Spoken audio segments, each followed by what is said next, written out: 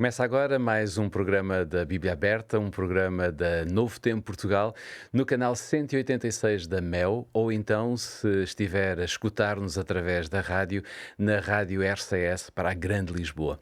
É muito bom podermos estar de volta consigo. Estivemos por cá na semana passada, voltamos a estar porque queremos abrir a Bíblia e queremos lhe mostrar o que é que está escrito, sobretudo num dos livros que nós adotámos para esta série, para esta temporada, que é o livro de Josué. Entre outros temas, eu posso lhe dizer que nesta temporada já olhamos para um tema como começamos por encontrar a receita para o nosso sucesso, depois fomos surpreendidos pela graça, encontramos várias memórias da graça.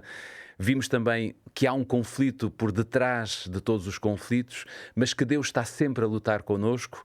Há um inimigo comum e hoje nós vamos ver aqui como que uma lealdade, ou melhor, na semana passada vimos a lealdade suprema e hoje vamos ver que podemos mesmo assim estar em adoração e praticarmos adoração em tempos difíceis ou mesmo em locais de guerra. Para me acompanhar eu tenho 3 novos convidados, tenho o Ruben dos Santos connosco, muito obrigado Ruben por estares connosco, a Inês Sazu e também o Carlos Antunes. Muito obrigado aos 3 por estarem comigo e por podermos abrir assim a Bíblia, e eu lanço-vos o desafio de nós podermos abrir a Palavra de Deus e podermos começar. E eu vou começar, porque estamos no livro de Josué, por abrir no capítulo 5 e lermos o versículo 2. Se tem a sua Bíblia à mão, não se esqueça, pode abri-la também, manter sobretudo no livro de Josué, porque nós iremos ler várias passagens deste livro. É por aqui que nós vamos começar. Capítulo 5 de Josué, o versículo 2 diz que naquele tempo disse o Senhor a Josué: faze facas de pedra e torna a circundar os filhos de Israel. Se formos também no mesmo capítulo 5, mas aos versículos 6 e 7, diz que porque 40 anos andaram os filhos de Israel pelo deserto, até se acabar toda a nação, os homens de guerra que saíram do Egito, que não obedeceram à voz do Senhor, aos quais o Senhor tinha jurado que lhes não havia de deixar ver a terra que o Senhor jurara a seus pais dar-nos, terra que mana leite e mel, porém em seu lugar pôs a seus filhos. A estes Josué circuncidou, porquanto estavam incircuncisos, porque os não circuncidaram no caminho. Se formos a Deuteronômio, capítulo 30, versículo 6, nós podemos encontrar aqui, no fundo, quase como que esta norma que Deus colocou ao povo. Diz no capítulo 30, versículo 6, e o Senhor teu Deus circuncidará o teu coração e o coração da tua semente, para amares ao Senhor teu Deus com todo o coração e com toda a tua alma, para que vivas. Este era, sem dúvida, um momento em que Josué estava, e nós podemos dizer, diante de um inimigo, não é? Ele estava ali perante um grande inimigo e, de alguma forma, estava também prestes a entrar, se quisermos, numa batalha com os habitantes de Jericó. Porém, Josué decide fazer algo que já era uma prática, digamos, em tempos idos, né? De praticar o ritual da circuncisão a todos aqueles que tinham nascido, que estavam no deserto, mas que ainda não tinham sido circuncidados. Ruben, eu penso que será importante talvez nós podermos perceber o simbolismo deste ritual e o porquê desta ordem vinda de Deus, ou seja, de Deus manter esta ordem com Josué, uma vez que já tinha mantido com Moisés. Sim, e parece uma ordem um pouco estranha Até naquele estranho, exatamente. contexto, porque o contexto que nós vemos aqui desta passagem é precisamente hum, um pós-milagre, um milagre muito semelhante àquilo que nós estudamos também noutras temporadas a respeito do próprio livro de Êxodo, em que na libertação do povo do Egito Deus faz um grande milagre, em que há a abertura do Mar Vermelho e o povo passa para o outro lado desse mesmo mar e neste episódio vemos que antes há precisamente um milagre muito semelhante em que Deus abre novamente não o Mar Vermelho, mas o Rio Jordão, e o povo passa para o outro lado da margem. E foi interessante porque foi necessário os sacerdotes que vinham em cortejo com a Arca da Aliança. Os sacerdotes colocam os pés no rio, o rio abre-se e o povo passa para o outro lado. Só que eles agora estavam perante uma batalha iminente, porque era necessário então entrar na Terra Prometida, conquistar aquelas terras de Canaã, a começar por Jericó, e não há estratégia parece que não há estratégia de guerra, aquilo que aos nossos olhos seria normal que um ser humano pudesse fazer, poder sentar os líderes, os comandantes do exército, mas Deus pede que se Algo faça completamente diferente, não é? circuncisão. Circuncisão que é um ritual um pouco, para o nosso contexto de sociedade ocidental, um pouco estranho também, porque basicamente era o corte de um pouco de pele do órgão sexual masculino, mas que à parte de um ato físico, ele tem também uma componente espiritual. Porque a primeira vez que a Bíblia fala de circuncisão é quando Deus está a prometer uma descendência a Abraão. E é aí que Deus dá precisamente essa prática. Obviamente que nos nossos tempos modernos e com estudos até poderemos, e há estudiosos que dizem que pode ter até aspectos positivos ao nível de saúde, mas tem a ver e há uma relação entre a prática da circuncisão e a própria promessa de Deus a Abraão de multiplicar a sua descendência, o que quer dizer que está associado o vigor que poderia ser um vigor masculino de deixar descendência. Deus queria que esta bênção da multiplicação, que também tinha o seu ponto forte com a vinda de Jesus, que era fruto da descendência de Abraão, que esse vigor pudesse estar relacionado com as bênçãos de Deus e não com o vigor masculino, com o vigor do ser humano, em que, como acontecia com Nabucodonosor, aqui está a grande Babilónia que eu construí, mas no sentido de que se pudesse olhar para Deus como autor da bênção da multiplicação. E neste sentido, a circuncisão era uma prática pedagógica para que o povo pudesse pensar que Deus era o autor da bênção e não o ser humano. Ou seja, o povo poderia sempre pensar desta maneira, que era um povo separado, não Um é? povo separado.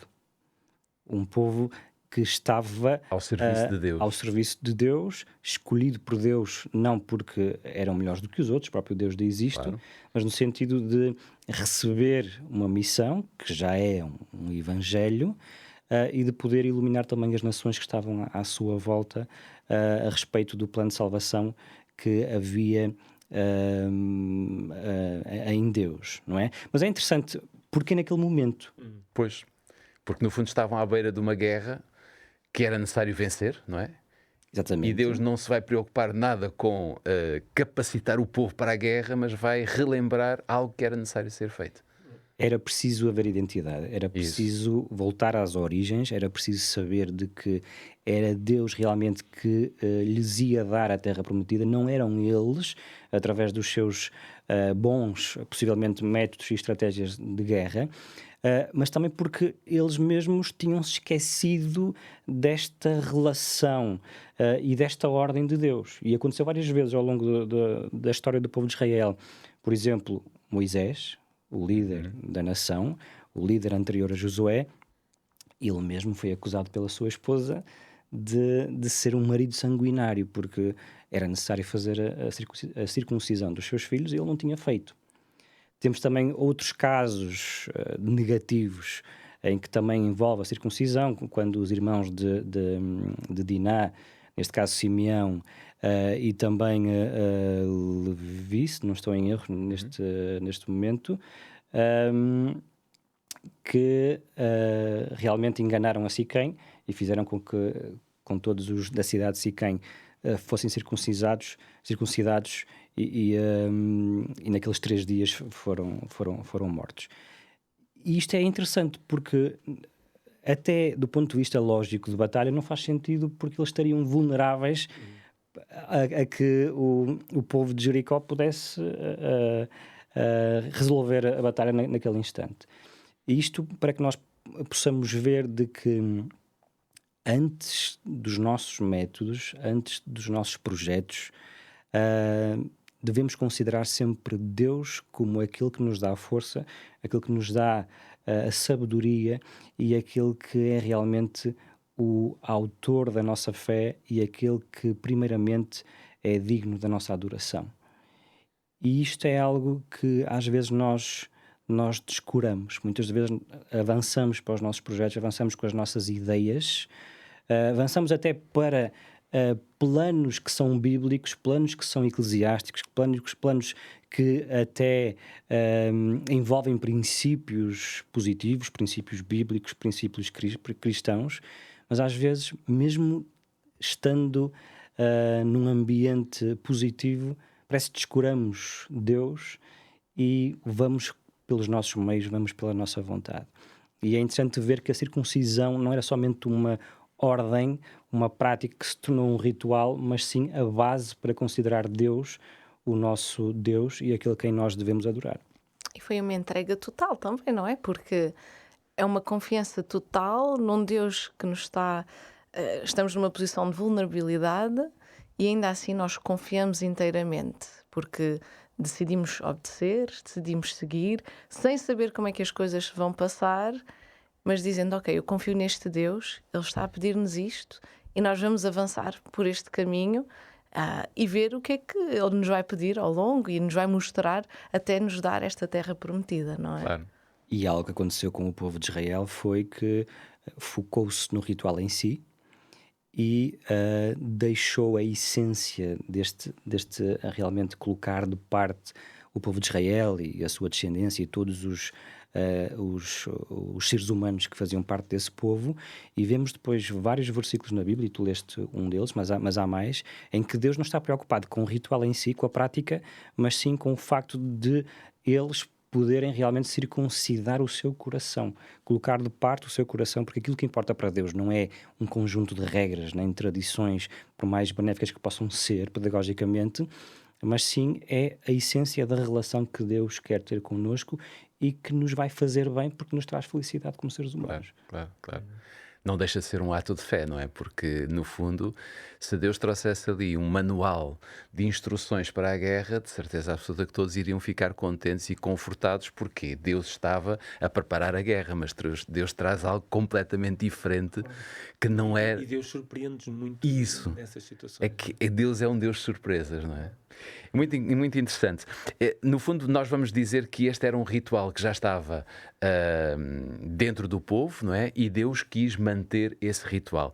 Mas se calhar não era o único ritual, este da circuncisão. Se calhar havia mais. E eu gostava que nós pudéssemos ir agora a Josué capítulo 5 e lermos o versículo 10, porque no fundo vamos encontrar aqui algo para além deste ritual que foi a circuncisão e que nós já vimos que Deus manteve como um ponto prioritário. Se formos a Josué capítulo 5, versículo 10, diz que estando acampados em Gilgal, os israelitas celebraram a Páscoa no dia 14 do mês, à tarde, nas planícies de Jericó.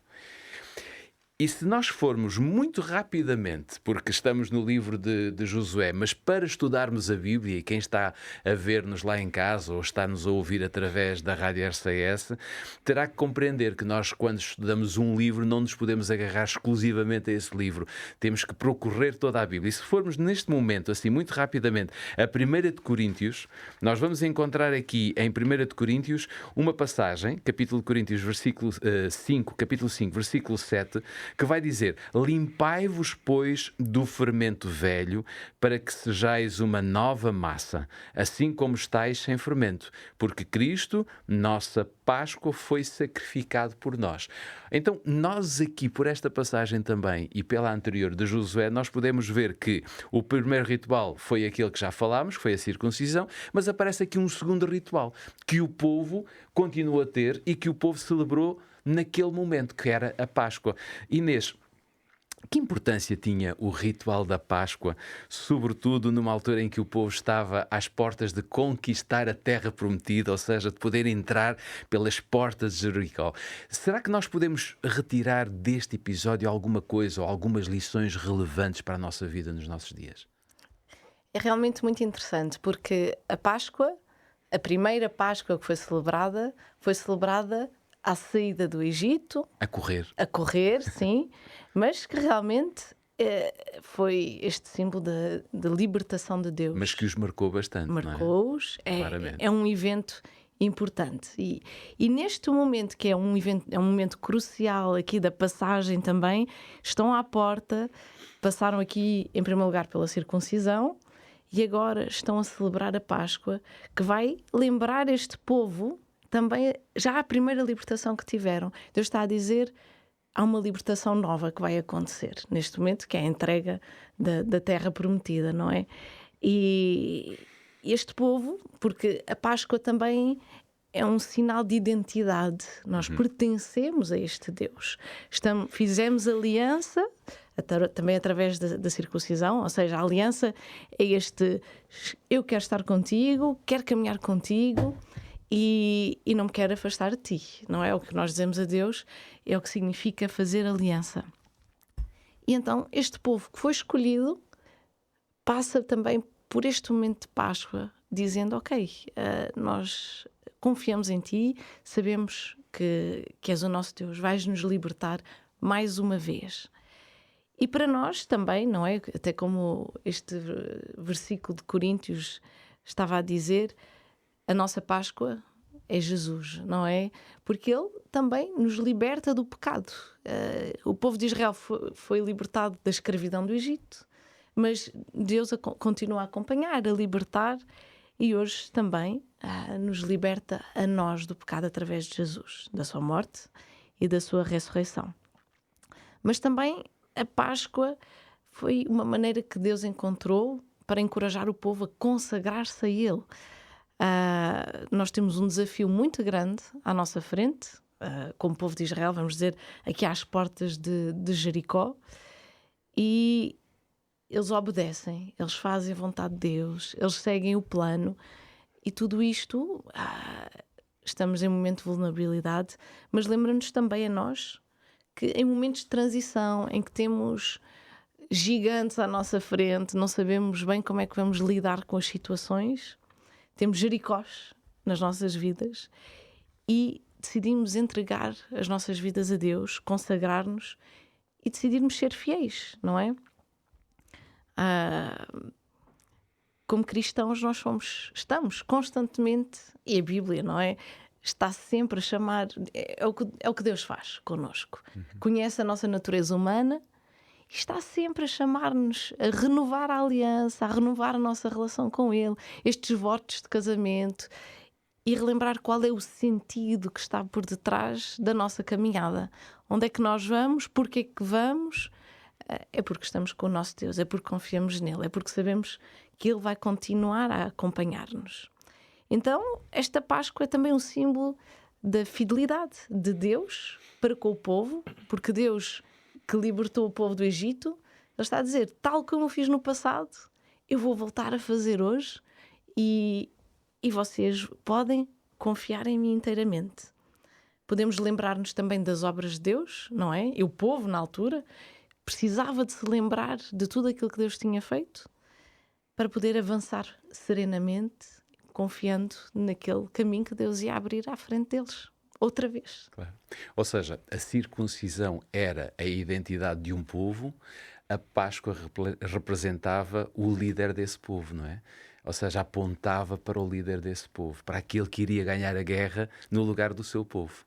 Exatamente. Não é? E essa é confiança total, não é? Porque vamos para a guerra, mas confiamos no nosso líder. Fazia todo o sentido ter estes rituais, digamos assim, não por meros rituais, mas por identidade de um povo específico, com um foco específico neste mundo. E precisamos, nós também hoje, de rituais, mas não, até como o Ruben estava a dizer, na Bíblia sempre que Deus dá um ritual ao povo, não é pelo ritual em si, é pelo sentido que está por detrás. É aquilo que Deus quer ajudar as pessoas a compreender, também conhecendo o contexto das pessoas, não é? Hoje Deus vai se manifestar de maneiras um pouco diferentes, mas o que é importante é o que é que Deus nos quer transmitir através deste ritual e de que maneira é que Ele nos quer ajudar a crescer em confiança, em paz, em obediência, em fidelidade e em relação, sobretudo, com Ele, porque é daqui que tudo vem, não é? É a relação que nós temos com Ele. Claro. Indo nessa perspectiva que tu, Inês, estás a levar a nossa conversa, nós talvez agora podemos colocar aqui o personagem que temos vindo a estudar nesta temporada, que é o próprio Josué, não é? Ver a motivação de Josué em tudo isto, porque ainda não falámos, digamos, da generalidade dos 2 rituais. Eu gostava, antes de fazer uma pergunta direta ao Carlos, eu gostava que nós pudéssemos ir novamente a Josué, porque o livro de Josué, no capítulo 8, tem uma mensagem muito interessante que poderá servir de apoio para a nossa reflexão agora em relação a Josué. Capítulo 8, versículos 30 e 31 diz que Josué edificou um altar ao Senhor Deus de Israel no Monte Ebal, como Moisés, servo do Senhor, ordenou aos filhos de Israel, conforme o que está escrito no livro da lei de Moisés, a saber, um altar de pedras inteiras, sobre o qual não se movera ferro, e ofereceram sobre ele holocaustos ao Senhor e sacrificaram sacrifícios pacíficos. Vamos entrar agora aqui com o personagem Josué e tentar perceber que motivação é que Josué tinha e que manteve para trazer também, quase como que este ritual, ou relembrar, ou voltar a colocar, digamos, este ritual como uma coisa muito importante de construir um altar ao Senhor. Portanto, qual foi a motivação? E, ao mesmo tempo, será que existem algumas práticas espirituais nos nossos dias que possam cumprir de alguma forma estas mesmas funções? Vamos ver as funções e depois as práticas. Carlos, ajuda-nos nisso? Sim. Bom, vamos ver. A questão do altar era algo que já era conhecido, ou seja, já era comum. Nós já temos essas práticas desde os nossos patriarcas, desde os patriarcas antes. Inclusive, nós até temos uma situação muito, que nos toca de certa maneira, que foi quando Adão e Eva caíram, não é? Aquele altar na morte de um animal, porque eles apareceram com peles de animais. Portanto, o primeiro altar, digamos, até foi o próprio Deus. Exatamente. Fez, na pessoa de Jesus. Exatamente. Portanto, nós temos esta situação dos altares, algo que é comum. E por isso o povo não estava surpreendido na altura quando Josué resolve exatamente. Um altar, não é? E nós vimos até altares de razões diversas, ou seja, nós encontramos altares que foram feitos em momentos de peregrinação, o fim da peregrinação e depois o altar, também, como acabámos de ver agora, um altar onde se fez um sacrifício, mas também vemos outros que foram feitos com orações de intercessão e por aí fora. Portanto, o altar era algo que era importante. E era muito engraçado porque o povo deixava os altares para quem passasse lá saber que ali houve a presença de Deus. Exatamente, para que não fosse esquecido, não é? Que não fosse esquecido.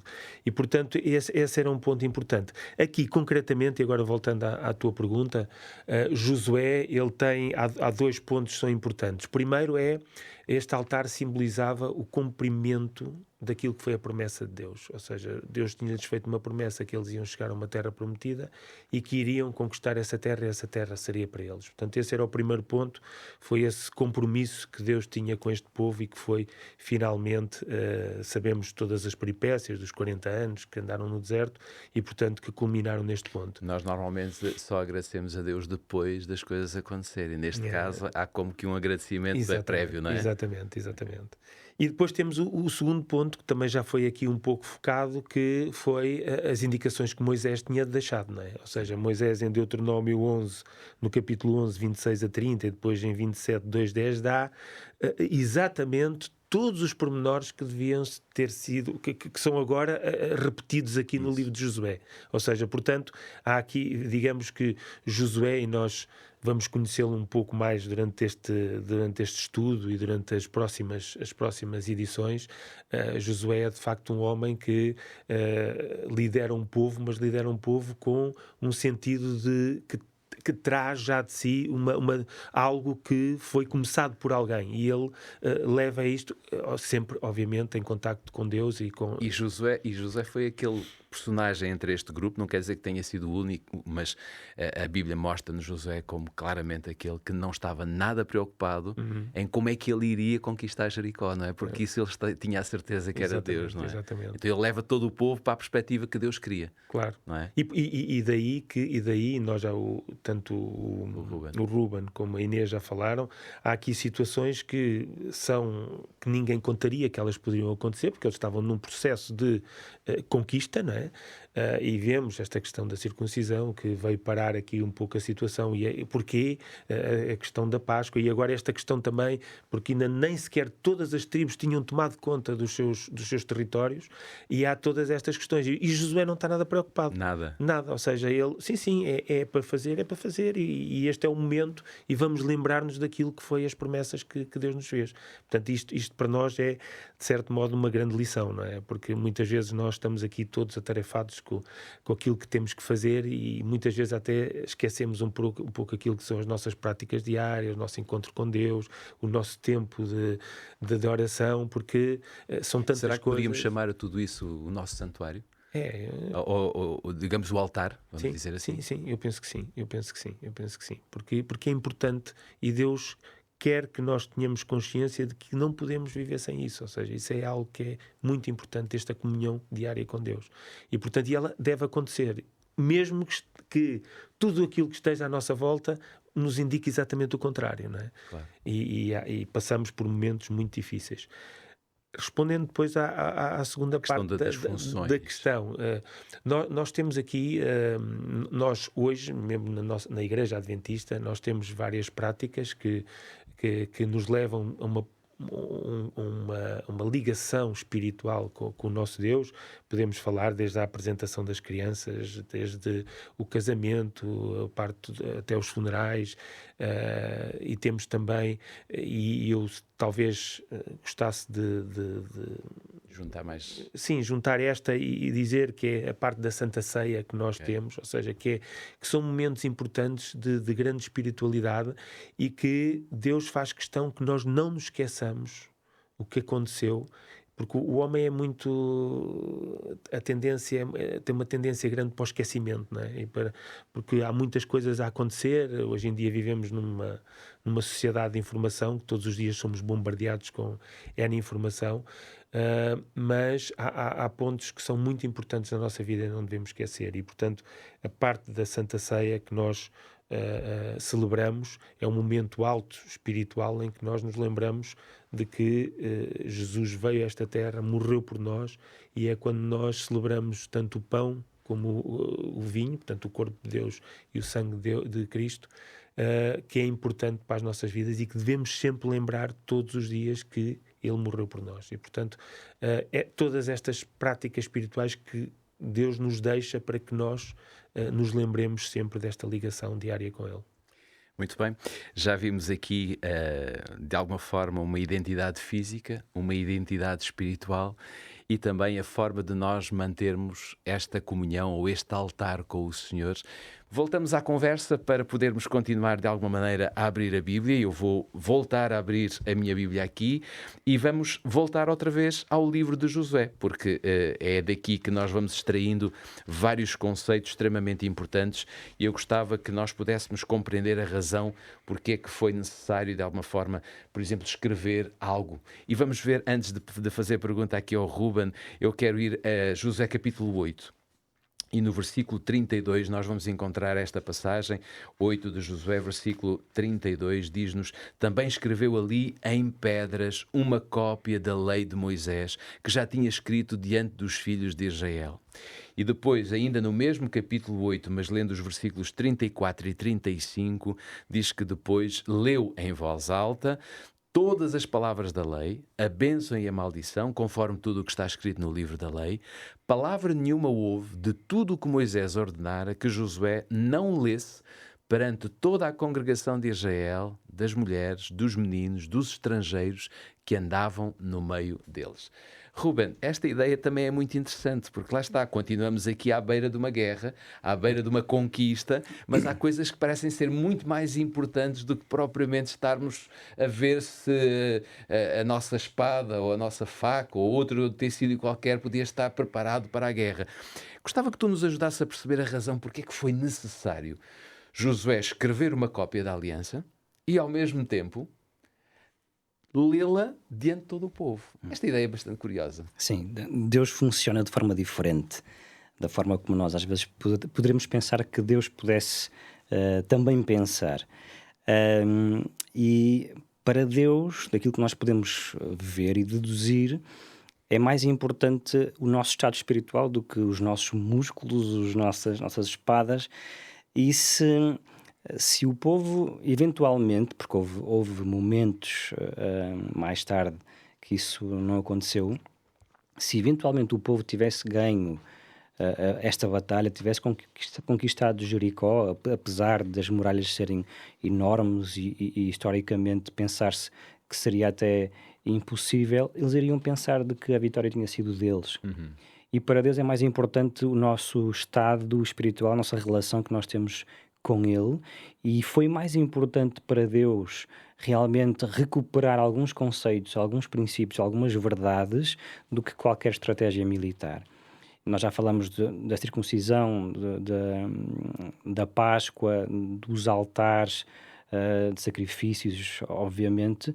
Tudo isto fala de separação, fala de identidade e fala também daquele que é, como a própria Bíblia diz o autor e consumador da nossa fé, que é a essência da Páscoa, que é o libertador, que é Jesus Cristo.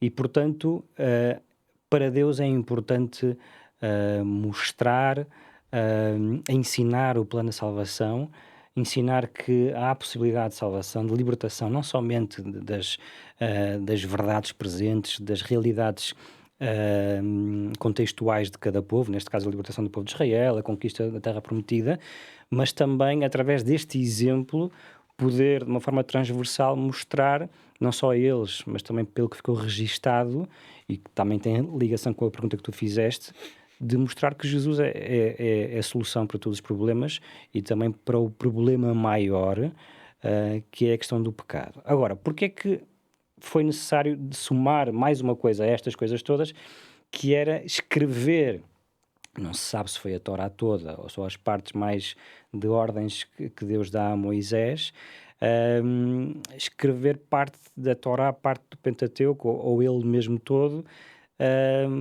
em pedras. Para já, em pedras, foi o mesmo método utilizado com os 10 mandamentos.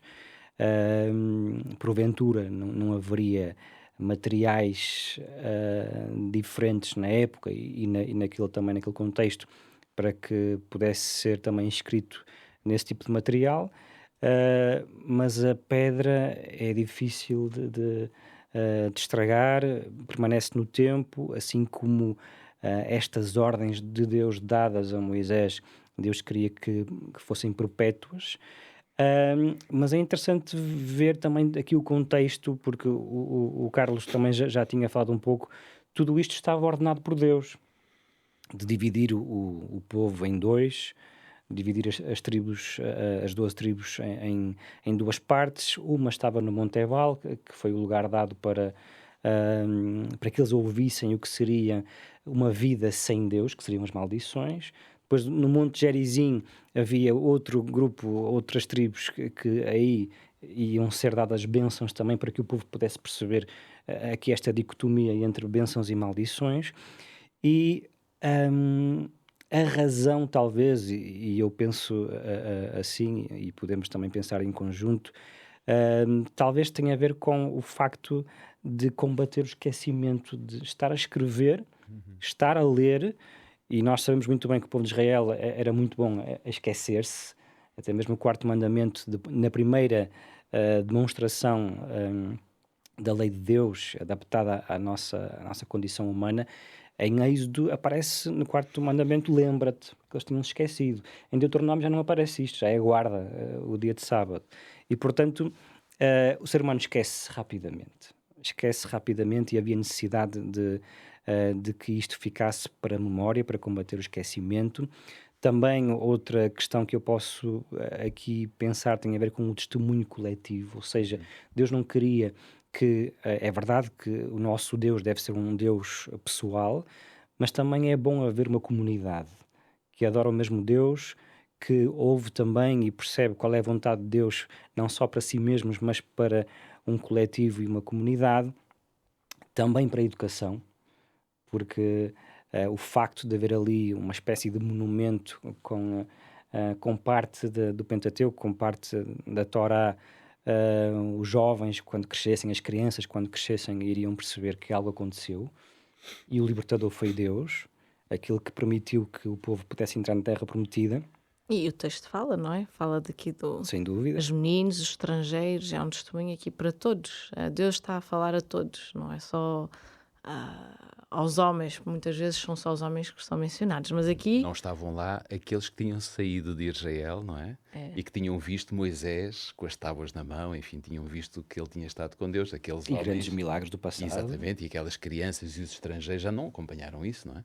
Isto é um estabelecer da aliança ali, novamente, praticamente, diante de todos, diante do povo. E a leitura, Inês, a leitura foi inclusiva. Exatamente, colocar isso. É que a leitura é muito importante aqui também, não é? É inclusiva. A religiosidade ou a religião não é somente para os líderes religiosos, que serviam quase intercessores, também um pouco tipificando a Jesus Cristo, mas a leitura e o alcance da palavra de Deus é para todos.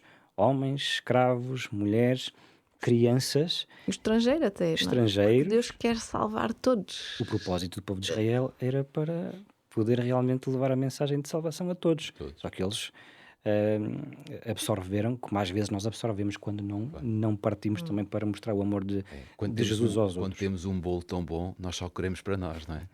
E só o deliciamos nós, não é? Mas devíamos partilhar com todos, e isso era um pouco o que o povo de Israel tinha como missão.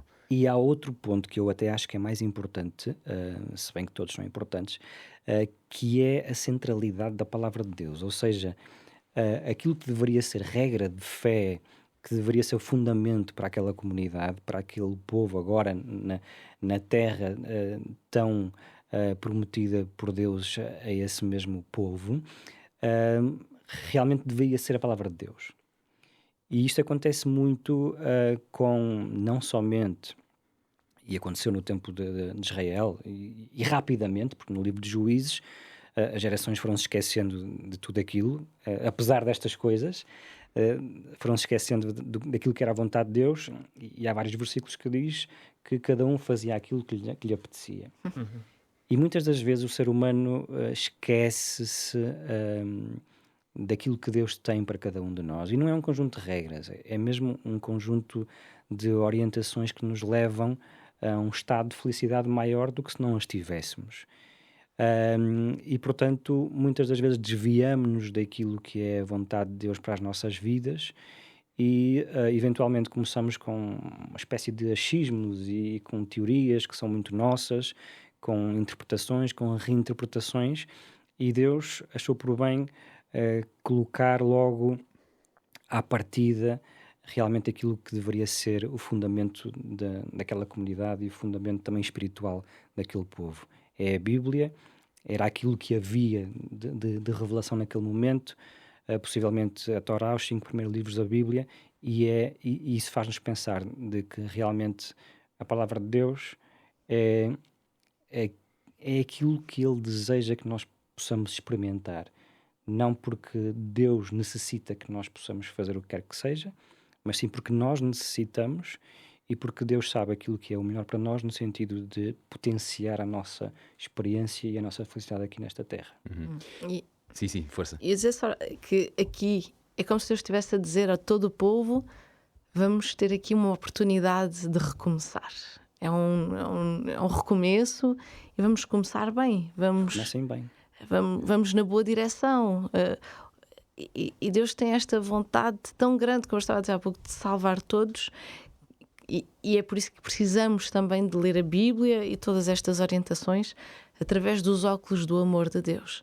Deus ama-nos, Deus amava aquele povo, queria que eles tivessem uma vida e um futuro. Não era só estes que estavam aqui, era todas as gerações a seguir, e para isso nós precisamos de começar bem e ir na boa direção, receber aquilo que Deus tem para nós, para podermos ter uma vida melhor e ter esta tomada de terra de maneira positiva. Sim. Posso só dizer uma coisa? Eu, quando estava a ler este texto e esta parte, lembrei-me também de Josias, o rei Josias, quando foi encontrado a Torá e os rolos, que ele ficou espantado porque, como disse o Ruben, o povo já se tinha esquecido. Ele fez exatamente a mesma coisa. Chamou o povo e leu em voz alta, e a verdade é que o povo passou a seguir aquilo que vinha no que estava escrito, e o povo, as coisas melhoraram bastante e foi um reino fantástico. Portanto, mais uma vez, sem dúvida que a leitura da palavra é fundamental. Eu ia só, antes de avançar aqui para o ponto seguinte, esta questão da leitura, a mim, eu não sei se o Carlos toca algum instrumento ou se está próximo da música, digamos assim, não sei a Inês, mas sei que o Ruben e eu, nós temos uma relação próxima com a música. Eu creio que Deus também quis dar uma certa musicalidade a toda esta Torá ou toda esta lei que estava subjacente entre o povo, e o facto da leitura era uma sonoridade que ia cair bem ao ouvido do estrangeiro, ao ouvido do menino, ao ouvido daquele que porventura não tinha assistido desde o primeiro momento, como Josué, a todo este trajeto que Deus fez. E nós sabemos, por exemplo, pela música, que às vezes as pessoas são mais tocadas pela musicalidade, digamos, das palavras do que propriamente, só por mero acaso. Eu acho que houve aqui musicalidade, com toda a honestidade. Sem dúvida. E é um evento que marca aquilo. Isso nos Salmos. Isso. Quando eles estavam em exílio, quando voltavam a Jerusalém, que era o centro da religião, cantavam hinos, e seguramente eram hinos que evocavam o passado. E, portanto, é bastante interessante também aquilo que estavas a dizer. Ok, temos que avançar, mas agora vamos ver aqui outra característica de Deus, e no fundo o livro de Josué dá-nos características fantásticas de Deus. Josué tem aqui a função de começar a distribuir as terras, porque a conquista foi basicamente conseguida e havia agora a distribuição das terras, mas Josué vai fazer uma interrupção. E é uma interrupção estranha, porquê? Porque todo o povo queria saber qual era o seu talhão, qual era a sua parte da terra. De repente, Josué interrompe esta tarefa e vai fazer qualquer coisa. Antes de eu vos dizer ou de vos lançar o desafio de comentarmos esta interrupção, eu gostava de ir ao capítulo 18 de Josué para lermos o versículo 1 e o versículo 2. Portanto, Josué capítulo 18, se estiver com a sua Bíblia aberta, vá até ao capítulo 18, vamos ler os 2 primeiros versículos. Diz que: e toda a congregação dos filhos de Israel se juntou em Siló, ali armaram a tenda da congregação, depois que a terra foi sujeita diante deles, e dentre os filhos de Israel ficaram 7 tribos que ainda não tinham repartido a sua herança.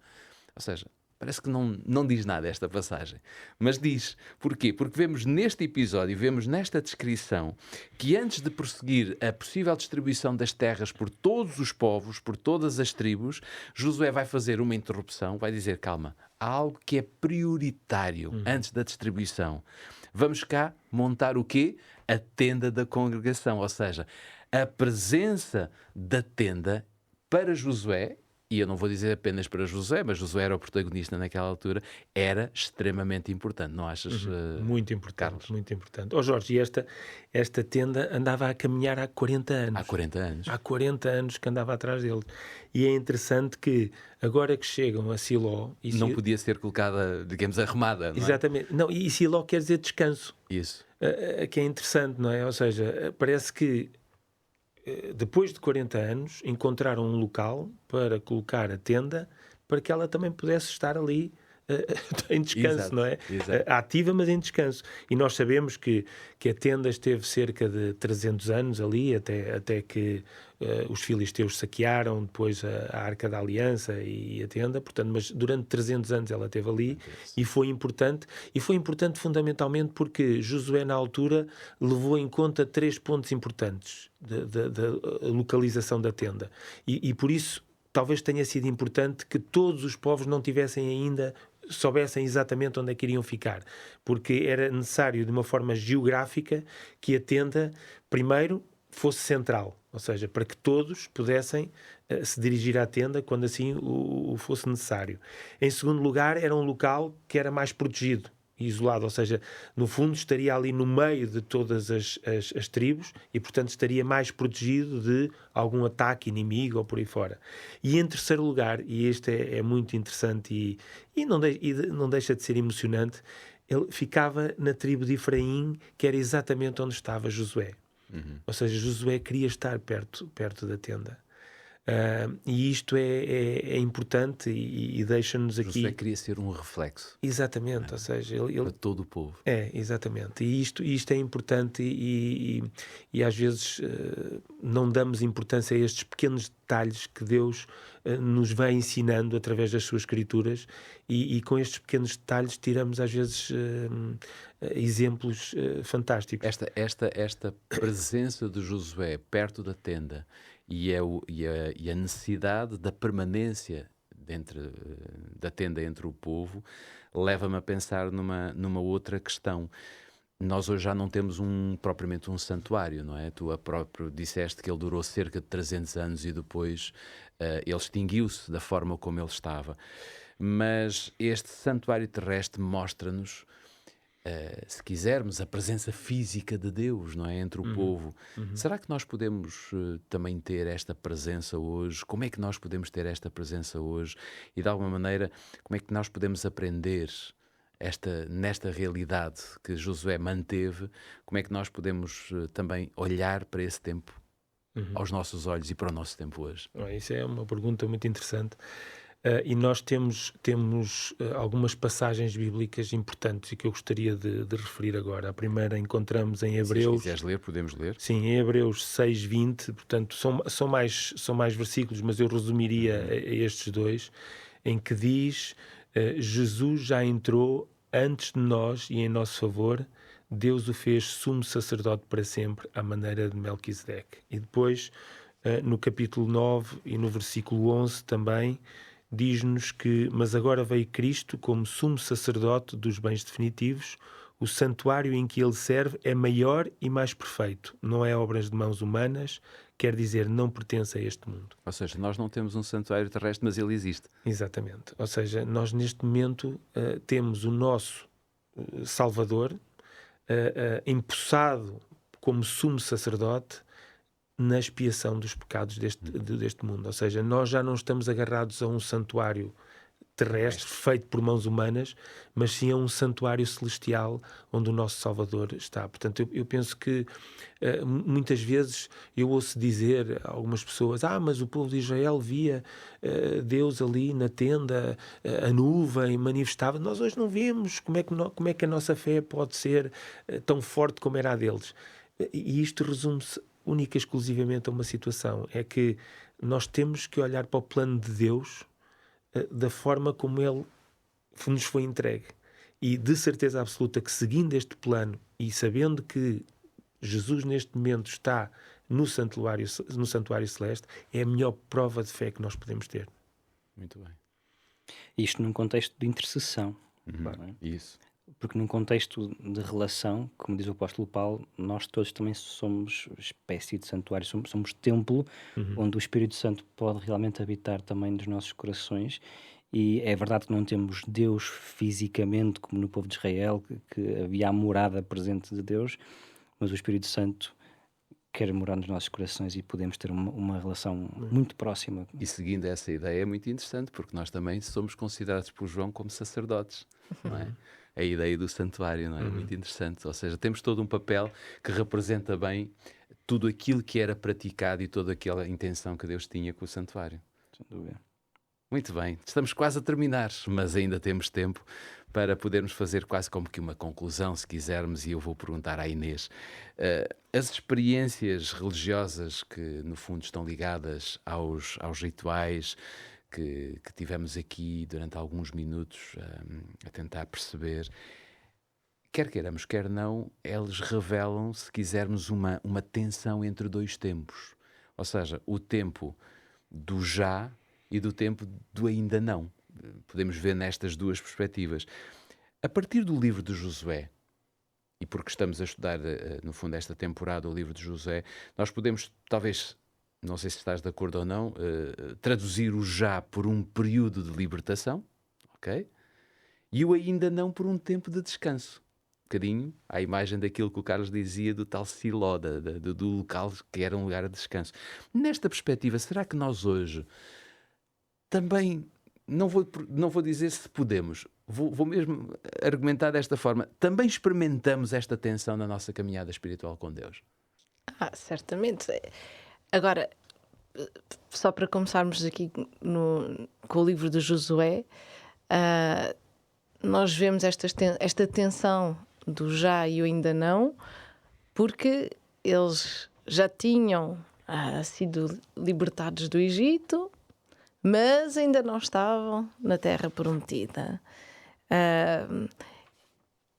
E temos esta tensão, como tu estavas a dizer, aqui neste livro de Josué. Mas na nossa vida, hoje, nós, como filhos de Deus, temos esta tensão de uma maneira diferente, porque para nós o já é a salvação em Cristo. Nós somos salvos.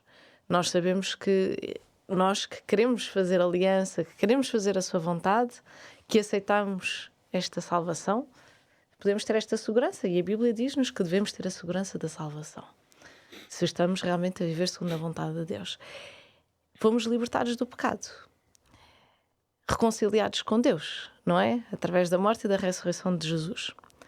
Então em Cristo nós temos uma nova identidade. Fomos perdoados, redimidos.